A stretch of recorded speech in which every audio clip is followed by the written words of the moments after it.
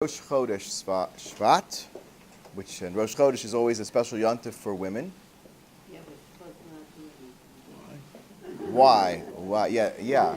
So it's a discussion in Shulchan Aruch. There's a discussion in Shulchan Aruch about the minig of women to have like a quasi Shabbos, meaning that they don't do malacha, and that of course runs into shalom bias issues and so on. So it's discussed whether the minhag is observed, not observed. Of course, it depends on the community. But the general concept is why do women observe Rosh Chodesh as a Yom Tov? Do you know why? Why? Because they were not participants in the Chet of Ego, which is very relevant to these Parshios about Yetzias Mitzrayim, and I'll explain how. And by the way, we have a few dedications for today's Shiur. The first is for Mr. Brown, Ruvain Michael Ben Chaim Yitzchak Halevi Zecher Tzadik Levracha, on the occasion of his first Yortzeit. The Yortzeit was Aleph Shvat, which is significant. And also, I'll dedicate the Shiur to one of my truly beloved Rebbeim and mentors, Rabbi Elazar Mordechai Kenig, the leader of the Breslov Tsfat community, who passed a little bit suddenly, but was blessed with an additional 14 years of life after being deathly ill with a lung disease, and he received miraculously a lung transplant. Now I'll talk a little bit about Rabbi Kenig. And also, this week is the Yortzeit of the Baba Sali, Rabbi Yisrael Abu Chatzera. And I encourage you to, if you have the interest, to travel down to Netivot this week to offer prayers for yourselves and for Cholim and for the Kehillah and for Klal Yisrael, as we could use it a lot right now. But let's go back to the Inyan of Rosh Chodesh for a second, particularly Rosh Chodesh Tsfat. So, what does it have to do with the Chet HaEgel that the women Rosh Chodesh? Well, we know, as Moshe petitioned Paro, well, first of all, I also have to say the Shiur is not dedicated, but is in honor of my wonderful parents, Rabbi Avram and Gloria Schwartz. Let's give them a big round of applause. Of course, my wife, Hani. Okay, so I actually have to say something about that. My father, Ben Shloimel, today in the Karlbach Shul, 9 o'clock minyan, with guitar, keyboard, tambourine, and flute. And he was called to the Torah for the 4th Aliyah. And after that half-hour musical Hallel, which my father thoroughly enjoyed and kept going like this, and singing along, they honored him with the 4th Aliyah. And then everybody surrounded him and sang Orech Yami Masbiyehu Vareyu B'Shu'asi, which is a famous Karlbach nigun, Orech Yami Masbiyehu. And we created a circle and we danced for quite a while. And maybe I'll send you the picture. I make somebody send a picture. And it was just a very magical moment. And my father, Ben Shloimel, why? Because after all the excitement of my son, Levi Yitzchak's wedding, and my son, Elimelech, Bar Mitzvah a couple weeks ago, my dad danced so much and along with my mom and celebrated that he got a little pneumonia. We spent a Shabbos, not this past Shabbos, but the Shabbos before, in Shari Tzedek Hospital. We didn't miss a beat. We made every minyan, and my father, Baruch Hashem, went through that episode really miraculously. And it happened to have been the Yortzeit of, the day he went into the hospital, the Yortzeit of Abir Yaacov, who we speak about a lot, where I was in Morocco. I went to my trip to Morocco recently. I davened at his son and his family. And when we were on the way to hospital, my father really wasn't doing so well. I said, in the merit of the tzaddik, we should have a refuah shalema. And I can tell you that evening already was a tremendous turn for the better. So I want to give thanks to Hashem and express our emunas, chachamim, and tzaddikim. And it's really a day to think about it because of the loss of Rabbi Kenig and, of course, the Yortzeit of the Abu Chatzera clan, who davened and created so many miracles for Klal Yisrael. So I have a lot to say this week, but let's focus a little bit on the Parsha first. So Moshe Rabbeinu appears to Paro and says to him, during the first 5 makos, in which Chazal tell us, did Paro harden his own heart, or did Hashem harden Paro's heart? Who knows for which makos did Paro harden his own heart, and for which makos did Hashem harden his heart? The first 5 makos, Paro was machbid his libo. The second 5 makos, Hashem was machbid libo. Question is why? The Ramban asked that question. Very famous question of the Ramban. There's free will in this world. How could Hashem prohibit, so to speak, Paro from doing tshuva, and for the Avdei Paro from doing tshuva, right? How could that be? So Chazal explain that the truth is that the Mitzrim themselves, and particularly Paro, had no interest in doing tshuva. They might have recanted just due to the suffering. They might have given in, not because they wanted to, but because they had to, they were forced to. So Hashem says, if that's the case, I gave them 5 chances to do tshuva fully on their own. 5 huge makos, right? And next week I want to go a little more to an analysis of the makos. Each one of the 10 makos represents one of the 10 dibros of the Torah. Each one of the 10 makos represents one of the days of one of the Maimorim with which Hashem created the world. There's a lot to discuss in the makos. I think we talked about it last year a little bit. But these were not just makos. If you think about it, the first set of luchos represents the first 5 makos. That's why it's split 5 and 5, because we have 2 luchos. Okay, so to speak, the luchos of ben adam lemakom, which, of course, what's the 5th one? What's the 5th one? Is kibud av ve'aim, which is the transition between the first luchos and the second luchos. Why? Why is that the transition between the first and second luchos? Why? Because by revering our parents, which I'm privileged to do a little bit of mitzvah of, I'm so happy I have this opportunity, we're also revering Hashem. Because in our lives, there are 3 partners that brought us into this world. Who? Hashem and our parents. And to revere that partnership as a whole is the transition between revering Hashem and revering man. Because the first, but it's still on the side of the 5. Now, let's count 5 makos. Dam, Svardeya, Kenim. What comes next? Arov, Dever. Okay? Now, Dever is unique. Why is Dever unique? What's that? It was a how do you know? In the Haggadah it says ubiyad chazaka, right? Zuha dever. Dever is somehow singled out as a unique one of the 10 makos. Of course, why? Because it's the culmination of the first 5, and it therefore summarizes the first 5. You understand? And it was the last chance that Paro had to do tshuva on his own. So of course Hashem would make it the most dramatic one. That answers, by the way, a very difficult question, because Dever is considered a terrible plague, but how is it different than any other plague, really? But by understanding that it's a makkah kolel, it's a all-encompassing makkah. And really, think about kibbud aveim, it's all-encompassing because it incorporates both ben adam lemakom and ben adam lechaver, one's human connections, human relationships, and one's godly relationship. So it's really everything. Now, why would Dever represent that? Any thoughts? Well, I make a bracha. Baruch atah Adonai Eloheinu melech haolam, shahako niyeh b'dvarav. And by the way, our Parsha... I'll drink to that. And our Parsha takes us through how many makos? 7. Okay? And the last 3 are in next week's Parsha, correct? Which is another discussion. But, very simply, why 7 and why 3? Something we've discussed many times.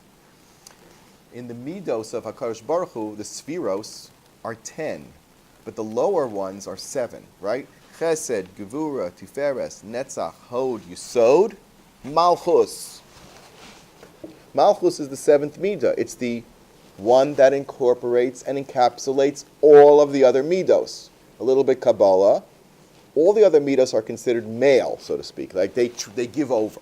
Their job is to give, right? Whereas the Malchus is considered, quote-unquote, a feminine aspect of Hashem, but it's Shechina, the divine presence, which Klal Yisrael are the receptacle. We receive the Shechina. We have to create space for the Shechina. That's what the Sukkah is all about. That's what Sukkah's David, the Beis HaMikdash, is all about. That's what our homes are, Mikdash Ma'at, a place to receive the Shechina. It's the culmination of the 7 Sfiros. And therefore, it is the last Makkah in this week's Parsha, because after that, we go to the higher 3, which is what? Chachma, Bina, Das.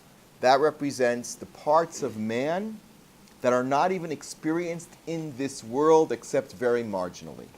In other words, we can relate to Chesed. Who's the first Av?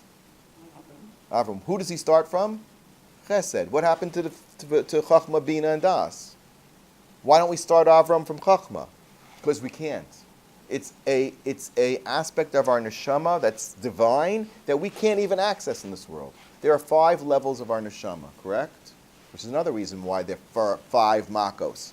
Was the last chance for Paro, right? Last chance, because there's nefesh, ruach, neshama is our lower, right? Excuse me, nefesh is the lowest one. Nefesh is the lowest one, and then as we move up the ladder, the 2 highest are called chaya and yechida. Those are what animates us, but we don't have any relationship. It's as if, I always like to give this analogy of like a puppeteer. What is a marionette? You can drop the puppet down to this world, but there's some strings attached all the way up, which you don't even see. So when you look at the puppet, you don't notice that there's strings above and that things are going up there. Same thing with the Jewish neshama. The lower parts of us are visible somewhat, are comprehensible. Like you could see the puppet, you could comprehend them. But what's going on above them, we cannot see. Our neshamos, because we are Jewish neshamos, and by the way, and I'm saying not to discriminate, because anybody can become a Jew, in theory, right? They just have to do tshuva. They just have to go close to Hashem. What does it mean to be a Jew? To be bound to Hashem. You know, we had this past Shabbos in Eish Kodesh, a guest visitor. You know who we had? A famous rapper. His name is Nisim Black. Oh, yeah. We're Schwartz, he's black. He's a convert from Seattle, Washington, from the inner city, right? African American. He came here, and he lives in Mea Sharem, but not too much longer. I think he wants to move to Ramat Beit Shemesh, because he's American. You know, got to hang out with the Americans. Different food, you know. Anyway, so he came here, he married a woman whose sister married another woman whose name is Mr. Brown. And he was also in shul, also with a shtreimel full tilt, with beautiful children. And the kids were very excited because he's a famous rapper, singer. He raps, which is the mode of music most popular in America, and certainly with the African American population, is rap. You know what rap is? It's singing with words. They just say words. It comes to a beat, but it's words. Now, he has a video that my mother was very interested, right, Mom? My mom was fascinated by this whole thing, as were my kids. So I said, we'll put on a song after Shabbos of his. He has a song that's very moving. I suggest you watch it. It's called Never in a Million Years. He won't let go. What is he not going to let go of? So I didn't know. I opened up the video. He's holding a Torah wearing tefillin. And he's walking in a very determined and beautiful way past everything. Through the whole video, he's walking with the Torah, with tefillin on, and let me tell you something, it looked like he belonged wearing that tefillin Torah, and you could see he's not going to let go for a million years. I will never let go of the Torah. Never let go of the Torah. That's a ger. That's rus. Never let go, right? Never let go. Somebody who binds themselves to Hashem and the Torah, that's a ger tzedek. And our most illustrious people were gerei tzedek. And they produced Melech HaMashiach. It's that determination that I will never let go, even in a million years. There's nothing you can do to separate me from Hashem and Torah. I came from who knows where, from the Mem Tes Shari Tumah of Mitzrayim. Because every Jew is a ger. That's why, what does every Jew do? What did every Jew have to do on the way to receive the Torah? They had to get a bris milah. They had to eat a carbon pesach. That's exactly what a ger does. Do you know that a ger's process is the same process that we went through in Mitzrayim? They have to do a bris milah, Right? They don't have to put the blood on the door, but they have to do bris milah, and they have to accept mitzvos, and they have to bring a korban. And the korban of Pesach is like the korban that a ger brings. We all went through gerus. We're all gerim. Avram was the first one. He used to be Megayer people, right? So, one thing about tzaddikim, people like Rabbi Elazar Kenig, people like the Baba Sali, they relate to gerim, and gerim are drawn to them. And according to Rabbi Nachman, the great love that a tzaddik, a real tzaddik, I'm talking about a tzaddik, has for mankind, draws out from them the divinity of their souls and can draw them to Klal Yisrael. Literally, you have to understand this, because it's like drawing sparks of Kedusha from out of the tumah. What is a tzaddik's job? To draw out what is kadosh from the realm of tumah, to create tshuva, to do tshuva. And that's really the focus point where I'm heading right here. And the difference between Parshas Shmos and Parshas Vayera, which we just passed, is the difference between the experience of tshuva on a regular scale and the experience of tshuva, which is like in the realm of the tzaddikim, that's beyond us, like those two higher levels of the soul. Do you know that the two higher levels of the neshama can never do a sin? They're completely untainted because they don't descend to this world, and they're not subject to our free will. There's always 40% of the Jewish soul that is completely holy and pure, no matter what the other 60% is doing. Which is why a tzaddik can look at somebody who's a Jew, could be the most, part of the Women's March, against, pro-BDS in every level, anti-Israel, Israel's war crimes, the whole thing. Typical Jew. Typically Jewish, right? And say this is the holiest of the holy neshamos because it's 40% perfect. We just got to get how much more? Another 11%. That's not hard. All we got to do is tip it to 51. We're already at 40. We're already most of the way there. That's the view of the tzaddikim. Okay, so we asked the question about Rosh Chodesh. Rosh Chodesh is given to women because of that very same korban that a ger brings. What is a ger? When we became Jewish, so to speak, which was completed at Matan Torah, because the ger also has to receive the mitzvahs. In other words, it's not enough to do the bris milah. It's not enough to bring a korban. You have to go to the mikvah and you have to accept mitzvahs. When did the Jews go to the mikvah and accept mitzvahs? Before Matan Torah. So it was like a process that started in Mitzrayim and continued and completed itself 50 days later when they left. All right. The women did not participate in the Chet HaEgel. Therefore, they were given Rosh Chodesh as a Yom Tov. Why? So listen very carefully. What was the Korban Pesach that we're going to read about this week's Parsha? The Korban Pesach was which animal? You had two choices. You could either bring a Gidi, like a little kid, right? Like we sing about in the Chad Gadya, right? Or a sheep.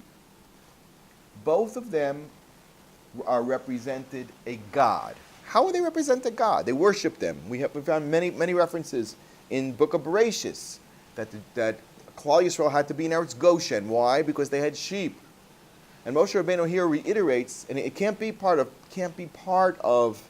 Am Yisrael in Egypt. Why? Because in Egypt it's a to'eva, as it says in this week's Parsha. Like Moshe tells Paro, we can't do the korban that I'm asking for in Mitzrayim. He says, go do it in Mitzrayim. Paro says, no, we have to go out. Why? Ki to'eva hi. It's a to'eva. Two perushim Rashi. One, it's avodah zarah. It's what they worship. So how could we do the avodah zarah? We're going to slaughter their avodah zarah in their faces, which eventually they would do. Eventually. Or it's a to'eva because the Mitzrayim will detest the fact that we're taking their God and do it. Okay? So either way, it's to'eva. Why? Because, listen very carefully, they believed that the world works only under teva, the natural order of the sequence of the constellations and the mazel, right? God created the world, He created the channels of his divine energy, which everybody believes goes through the constellations, right? How many months of constellations do we have? 12. What's the first one?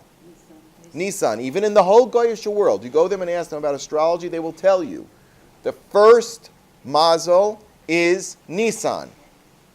Where did they get that from? Because it's the truth. It is the truth. And which it represents Aries.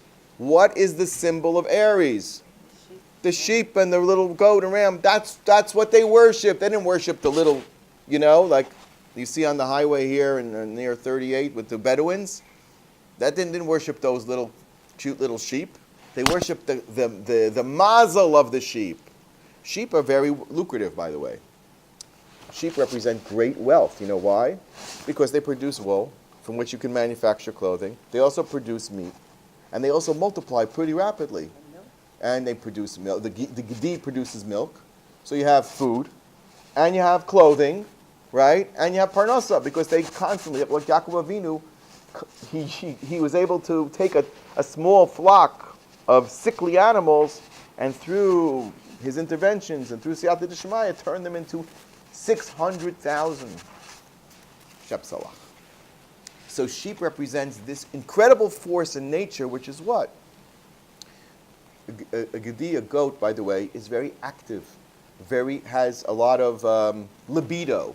You understand? Right? That's what it's associated with, correct? That's an energy that people want to use for their own benefit. They want to capture it. It's a life force energy. We want to use it. We want to manipulate the mazel. What is Avodah Zarah? Avodah Zarah is, okay, God created the world. He made all of these captains in charge of the various forces, like the constellation of Aries. Great. Now all we got to do is figure out how to get that mazel to work for me, to put him to work for me, as opposed to serving Hashem, using it. We wanted to put, that's Avodah Zarah. And they started to bring in karbanos, and they're pretty good at it. They could offer sacrifices, and they could somehow, through their kishu. By the way, the Mitzrayim had two types of ways of manipulating nature. One is called lattehem, not latte, sorry ladies, not latte in terms of coffee. I know when I say latte, you're going to want a latte. But one is lattehem, lamed tet yud, hey mem, and one is lahattehem, with a hey. What's the difference? So lattehem is shadim, using real spiritual forces that Hashem created. Remember last week we spoke about the shadim? Where did the shadim come from? The union of Adam Harishon and Lilith, right? For 130 years. There were all these souls of demons that were created, and they exist in the world. They're destructive forces. Thank God we can't see them. And we need protection from them. And that's what tefillah and Torah and tzedakah helps us. So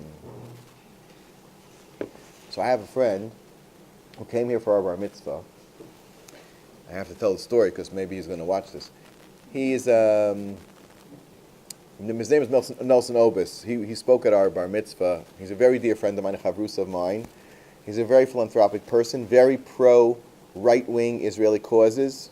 He came to our bar mitzvah, then he spent 3 days with One Israel Fund, running around the country, seeing how to defend settlements, provide defensive programs that he supports. He's with Daniel Pipes, Daniel Pipes, who promotes sovereignty, sovereign Israel. So he's a really, really good guy coming out of the conservative movement, the old conservative movement, as did my father-in-law, Rabbi Shushat, who I mentioned last time, passed away. So Rabbi Shushat's son-in-law was my brother-in-law, Rabbi, was Landis family, and Mr. Obis were partners, did very, very well in hedge fund, very, very successful. So we became friendly through my brother-in-law. He brought him to my shul in Manhattan, to Ohav Shalom, going way back when, and we became friendly. And eventually, he came and traveled with me to Uman on a mission to Israel to help the community of Tsfat. At that time, I was still living in New York, but I was involved with Rabbi Elazar Kenig's community. And we helped them build some of their beautiful, fantastic institutions, including the most spectacular. One thing I was personally involved was we had a fundraising dinner the year that my son Elimelech was born, in December 2005, with Eli Wiesel, in which he discussed issues of faith and Chassidut and the significance of Tsfat with Rabbi Kenig's brother, Yibadul Chaim of Ephraim. And my job was to translate Eli Wiesel's magical words, and every word that he said was spellbinding, into Hebrew so that Rabbi Ephraim could understand it, and then he would comment in Hebrew, and I would have to translate it back into English. It was literally the most brain I've ever used in my life. I can tell you, more than any particular sugya of Gemara. And we were on the stage in the Museum of the Holocaust down in Manhattan.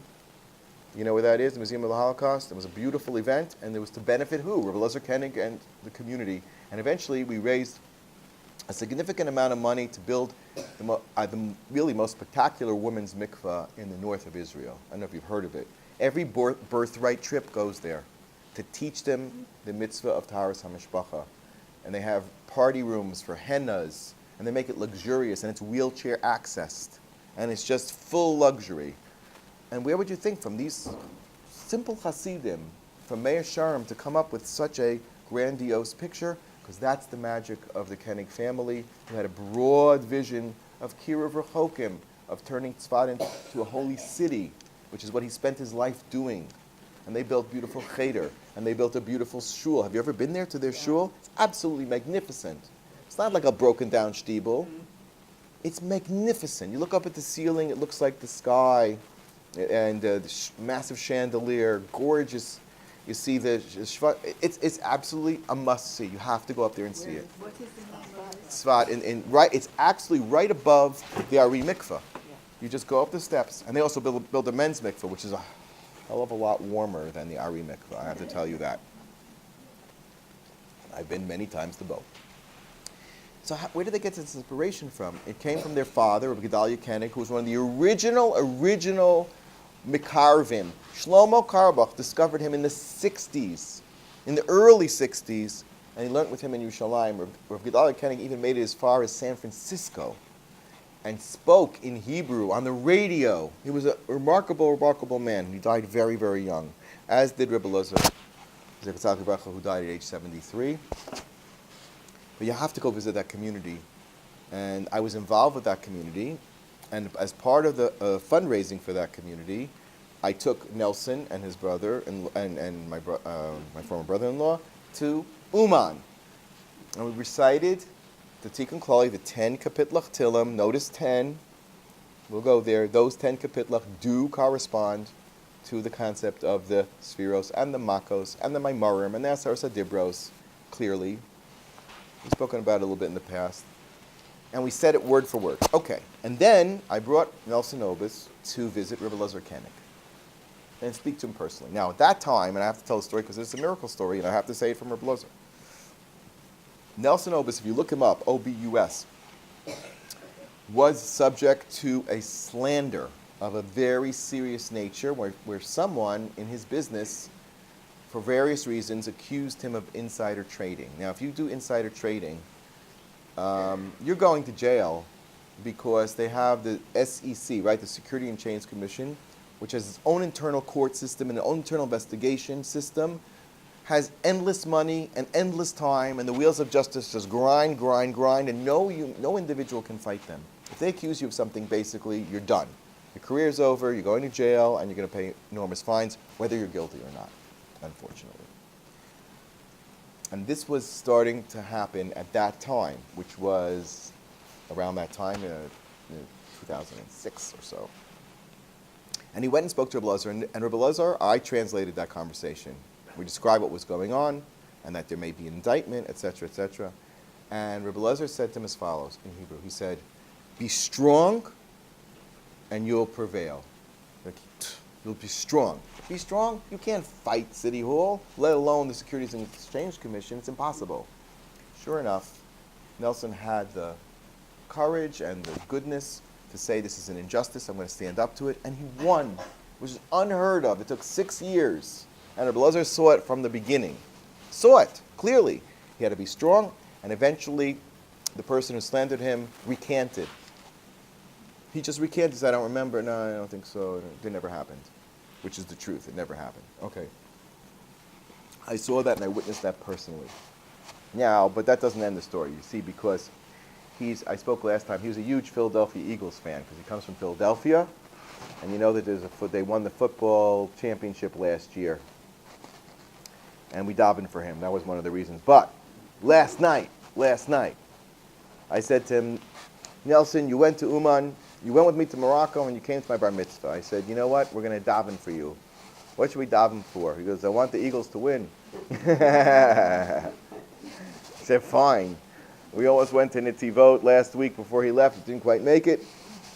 Fine. And now, this team, when he came here for the bar mitzvah, he said to me, we have almost no chance to even make the playoffs, even to make the tournament, so to speak. Miraculously, they won their last 3 games. They're in the tournament. Okay? That brings us up. So that was his trip to Israel. I said, Nelson, and I kibitz him because he's also a donor to our fund. I say, how much extra do I get per win? You know what I mean? For annual gift. So he says to me, he says, well, if they win the Super Bowl, I'll double my donation. Okay, fine. So we said, deal. I said, you have a deal. But anyway, what happened last night, apparently, they played a very, very difficult team. And they were losing till the last minute. And then they miraculously went ahead by 1 point. 1 point. And the other team had a chance to kick a field goal. You know what a field goal is? You kick it and it goes through the uprights, goes through the bar, you win. So the guy kicks it. It wasn't so far. It hits the bar, this upright bar. It's like the mezuzahs on Mitzrayim, the mashkov. It hit it, then it bounced onto the bottom bar. Now, when bouncing on the bottom bar, it can go in one of 2 directions. In or out. Which way do you think it bounced? Out! And they won by 1 point. I said to him, boy, another Moroccan miracle. The odds of that happening are impossible. Even to recreate that physical scenario of it hitting the bar and the lower bar and then bouncing out, impossible. So I said, we're on a roll. Okay, we're going to keep davening. All from Uman, right? All from Uman. So the Egyptians worshipped the mazel of the Aries, which was the Gedi and the Keves. Wealth, libido, energy, multiplying. It's a tremendous force. However, HaKadosh Baruch Hu did a public shechita of that in the mazel, saying, Ein mazel Yisrael. The Jewish people are above all that, because I can intervene. So what? I created nature. But there's something above nature. And that's HaKadosh Baruch Hu. There's those 2 parts of the neshama that don't even operate under the rules of nature. There's always the miraculous aspect of our neshamas. And that's what's active in Mitziat Mitzrayim. Okay, so we shechted the mazel of Aries. What's the next mazel? Taurus. What is Taurus? What animal is that? Okay, a cow and a bull, right? Right? So what happened? The Egel HaZahav corresponded to Taurus because they said, okay. They went into the desert, and all of the Egyptians who followed